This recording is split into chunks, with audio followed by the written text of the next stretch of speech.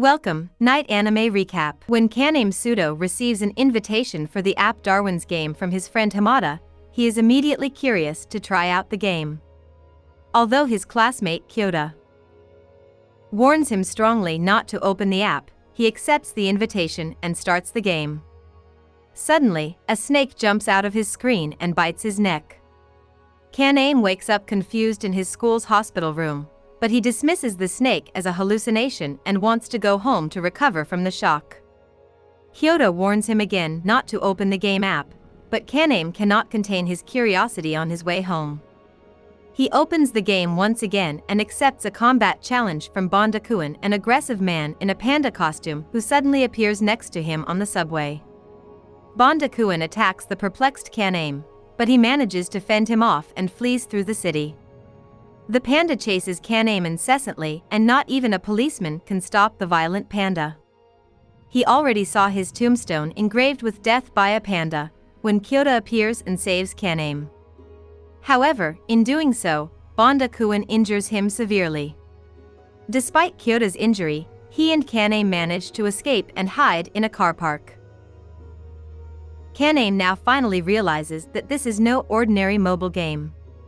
It is a real-life game, with no way to escape, and the stakes are life or death. Kyota explains to him why Bondakuin is such a strong opponent. He can make himself invisible through his sigil, an ability each player is given through the bite of the snake and is then able to master in the most natural way. Kaname and Kyota soon realize there is no point in hiding from Bondakuin, as their opponent can track Kaname's location through the app. They conclude that Kaname must leave the injured Kyota behind, in order to lure the panda away from him. He fights off Bondakuin's attacks in close combat, but eventually doesn't seem to stand a chance against him. However, the fight comes to an abrupt end, when Kaname's invisible opponent is suddenly hit by a car, ending the fight in Kaname's favor. Bondakuin's lifeless body is teleported piece by piece, leaving only a pixelated outline on the ground. Kaname is familiar with these pixel outlines. They have been appearing all over the city lately and people have taken them for modern street art. But now Kaname realizes the truth: they are the remains of those who lost the Darwin's Game. After his fight, Kaname rushes back to his friend Kyota, but all he finds is just another pixel outline. High-ranking player Shuka Karino learns of Kaname's victory over Bondakuin and is amazed at the rookie's win over his strong opponent. She wants to meet Kaname and invites him to an abandoned warehouse. But Shuka isn't sure if she can trust Kaname and asks him to reveal his sigil. However, Kaname can't give her an answer, which arouses Shuka's suspicion, and she challenges him to a fight. Kaname is able to fend off Shuka's attack by temporarily blinding her with a flashing light. But even Shuka's blind attacks are immensely powerful and Kaname recognizes her sigil. She can control big chains and snake-like motions, piercing her enemies with the sharp tips. While Kaname tries to escape the chains, he hears a voice inside of him, which finally leads him to discover his sigil. He is able to summon any weapon he has touched before.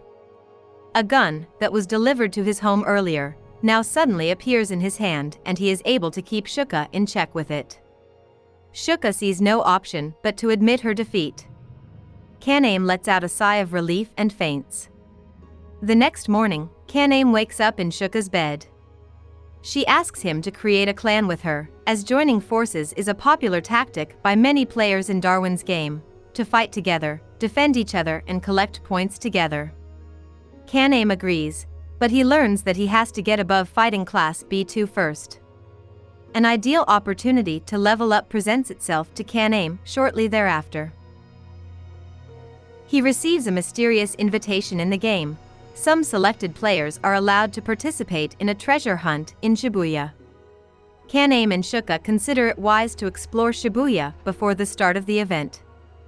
During their tour, Shuka explains important information to Kaname about Darwin's Game, or D-Game as they call it in public, to keep its existence a secret. Moreover, when Kaname checks his account balance at the ATM, he is overwhelmed by yet another surprise. The points he has collected are not just a score in the game but are transferred directly to his bank account as real money. In the Shibuya shopping center, Kanami's mobile phone is suddenly snatched away by Inukai, who is thus able to lure him into a dead-end street and challenge him to a fight. Inukai was able to track Kaname down through the information he bought from the player Rain Kashiwagi, known as the Analyst. Rain makes her living in the game by collecting and selling interesting data and information. Since word had already spread that newcomer Kaname had defeated both the new killer Bondakuin and the invincible Queen Shuka, he presented an interesting target for Inukai. But Inukai's attack on Kaname turns out to be only a short fight before Shuka rushes to his aid, forcing Inukai to surrender. Suddenly, the treasure hunt begins, and the players are transferred to separate locations. Kaname finds himself in a hotel room and receives information about the treasure hunt. The goal of the 300 participants is to each find at least 3 golden rings within 24 hours. However, there is a catch: there are only 300 rings in total. Using the dimensional camera on his phone, Kaname immediately finds his first ring under his bed. But he isn't able to keep it for long, as he is attacked outside his hotel room by a player with a machine gun. He hands over his ring to the opponent, who spares Kaname's life and leaves through the elevator.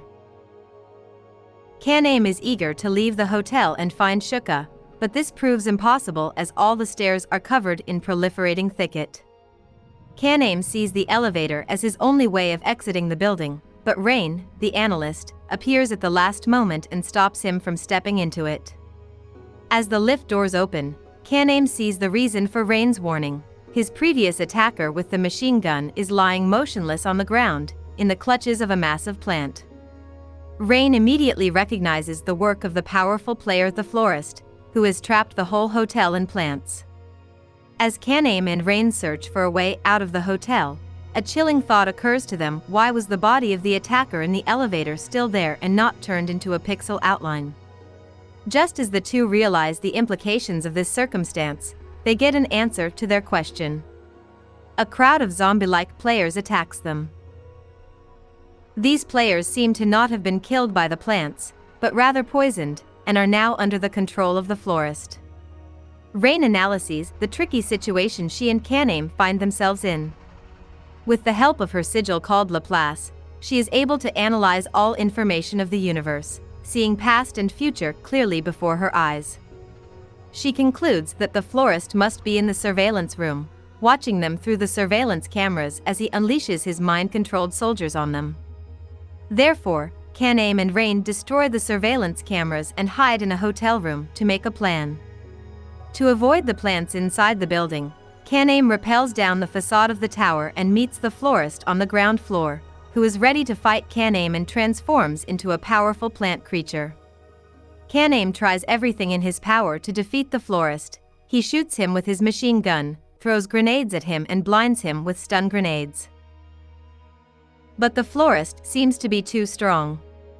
The fight between the two finally ends in the hotel chapel. Kaname is exhausted, but his inner voice speaks to him again and he suddenly finds himself in the workshop of a steel smith. This vision makes him realize that he needs more penetrating power against the Florist, and he manipulates the pressure of his gun barrel to deliver a stronger blow. This proves to be extremely effective, and the Florist concedes defeat. When Rain reaches the chapel, she explains that great danger is imminent. The 8th clan and their bloodthirsty leader Wang are about to storm the hotel to collect the 24 rings located there. Because of this prediction, they decide to form a temporary clan with the Florist, whose name is Hiragi Ichiro, to fight the 8th with combined forces.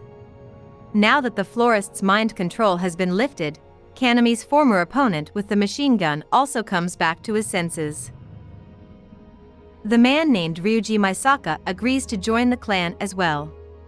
The now 4 clan members set about barricading the hotel, to be as prepared as possible for the 8th's attack. Rain meanwhile puzzles over the values of the various gemstones on the rings. She notices QR codes inside the rings that represent further number combinations. She realizes that this must be the key to winning the game, and the missing piece of the puzzle must be the diamond ring that no one has found yet. Meanwhile, Shuka is still searching for Kaname. She swings through the city, killing everyone who gets in her way. But then she gets caught in an ambush she can't escape. As she passes through an underground station, she is suddenly attacked by a little girl who is able to fend off her chain attacks with walls of ice, and eventually fills the hall with water. Shortly before drowning, Shuka sends out a call for help. Kanaim and Ryuji immediately set off to rescue Shuka. They meet Sui at the subway station, who pretends to be an innocent and scared little girl. Kanaim immediately plunges into the water and dives for Shuka, who is lying unconsciously on the ground. He brings her to the surface and revives her with mouth-to-mouth resuscitation. As Shuka regains her consciousness, she is delighted about her first kiss she just shared with Kanaim. Meanwhile, Ryuji is busy with Sui. With the help of his sigil, he recognizes that Sui is lying and wants to find out the truth about what happened at the station. However, Sui flees from Ryuji and her split personality emerges. When in danger, the spirit of her late twin brother Sota takes control of her body, who is, unlike Sui, ready to use brutal violence. They lead Ryuji to a convenience store and trap him with ice. Sota wants to kill Ryuji, but Sui is able to stop him. When Shuka and Kanaim finally arrive at the convenience store as well, Shuka thanks Sui for causing her first kiss with Kanaim and they recruit Sui for their clan. Shortly after, the 8th storm the hotel. Wang has even called in other clan members, who are not participating in the treasure hunt. The clan fights their way through the plant barricades, pushing further and further into the hotel with brute force. The powerful players Katsura and Sig take on Hiragi, but the florist holds his own in the fight. But suddenly, Keiichi appears and injures Hiragi fatally. With the very last of his strength, Hiragi keeps his heart beating by his sigil plants, and the powerful plants that are piercing the entire building finally cause it to shake and collapse. Rain, meanwhile, has solved the riddle about the numerical codes in the rings. After getting her hands on a diamond ring and sorting the stones according to their hardness, she recognizes the coordinates leading her to the Shibuya train station. She sets off there to look for the treasure, but quickly realizes that she is not the first. Wang also seems to have cracked the code and the 8th clan is already at the station. Wang uses his sigil to teleport in a way that Rain's Laplace cannot anticipate and manages to capture Rain. Through a brutal grip on her arm, he tries to extract information about the treasure from her. She tries to stall for time with a long story and sure enough, her clan finally shows up and frees Rain from Wang's clutches. Ryuji, Shuka and Sui bravely fight the 8th, while Kanaim takes the injured Rain to a safe place, where she is tasked with figuring out the final code to end the game. After a journey into her deepest self, Rain knows the solution. The code represents the publication date of Charles Darwin's On the Origin of Species. When Kanaim returns to help his friends fight the 8th, Wang has already cut off Ryuji's arm and is now about to kill him. But Kanaim is able to stop him with a ruse. He claims to have solved the riddle and found the key to the treasure. The bluff works and Kanaim hands Wang his moped key in return for Ryuji's life. But Kanaim has cracked the real code and quickly types in the combination of numbers at the station's lockers. This brings the treasure hunt to an abrupt end and the players are transferred. Kanaim, now alone at the station, opens the box from the locker and finds a mobile phone inside. The phone rings, and the game master congratulates Kanaim on his victory. He explains to him that, in addition to the myriad of points he has won, he is now also entitled to a very special prize, namely that Kanaim may choose an in-game privilege. Sometime later, the friends are at the Danjo Boxing Club. There, Ryuji had been healed by Keed and Kanaim is trained by the coaches. Master Danjo expresses his wish to join forces with Kanami's clan, who have named themselves the Sunset Ravens. But first, Danjo needs Kanaim to prove himself worthy and defeat him in a fight. It is a tough fight between Danjo and Kanaim, with Inukai as the referee and Rain and Ryuji in the stands. But eventually Danjo deems Kanaim worthy enough and accepts him and the Sunset Ravens as alliance partners. Suddenly, a mysterious masked woman appears and kidnaps Kanaim. The woman turns out to be Lu Shuilon, the first-placed player of the D game, who stems from a long generation of assassins. She had recognized Kanami's potential and now considered him the ideal partner to have children together and pass on their skills to the next generation. Shuka is outraged by Kanami's kidnapping. She chases Shualon's car together with Rain, Ryuji and Sui, and launches an attack on Shualon from the roof of her car. An epic battle on the car roofs begins, but Shuka's attacks seem futile, until Kaname intervenes. He throws bottles to her. Shuka uses her chains to direct them onto the tires of Shualon's car, and Sui freezes the contents, thus blocking the wheels. Shualon admits defeat and expresses her desire to join the Sunset Ravens clan. Despite much protest from the clan members, Kaname agrees. Meanwhile, the 8th clan is already plotting their new revenge. They hold Kanami's schoolmate Shinazuka captive and torture him, in order to lure Kaname into an old warehouse. Kaname is furious and immediately sets out to free his friend, supported by the Sunset Ravens and Inu Kai. Before the clan arrives at the warehouses, a large police contingent is already there. But the 8th slaughter the entire task force without much effort. When the Sunset Ravens arrive, they immediately set about fighting the 8th. Sui and Rain join forces against the attackers and Inukai fights the martial artist Keiichi. However, when Kaname learns that Shinazuka has been killed, something changes in him. Now, with Hamada, Kyoda and Shinazuka, 3 of his classmates have been killed in this game. Breaking his own supreme principles of not unnecessarily hurting anyone, he decides there is no other option but to kill the 8th. Kaname aggressively fights his way forward, shooting anyone who gets in his way. Meanwhile, Shuka single-handedly takes on Wang. She has spanned the entire warehouse with thin wires, which she can control with micro-vibrations using her sigil. Without moving much herself, she manages to fend off Wang's attacks, cutting off his limbs in the process. Finally, she catches Wang in the wire net and sends him plummeting from the sky. Wang is able to use his sigil just in time to avoid a fatal impact.